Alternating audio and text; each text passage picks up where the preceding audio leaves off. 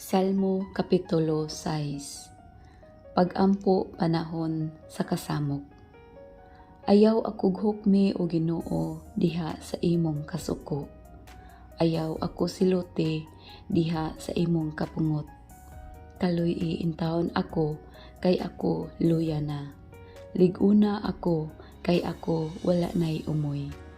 Nagantos ako pag-ayo o Ginoo ug kanus-a ba kini matapos. Luwas sa intawon ako o Ginoo ug tungod sa gugma mong walay paglubad, ilikay ako sa kamatayon. Didto sa lubnganan wala nay maghinumdom kanimo, didto sa Sheol wala nay magdaig kanimo. Sa tumang kaguol naluya na ako pag-ayo ug matag gabii natumog sa luha ang akong higdaanan. Nang hubag na ang akong mga mata ug halos dili na ako makakita sa pagsigig hilak tungod sa akong mga kaaway.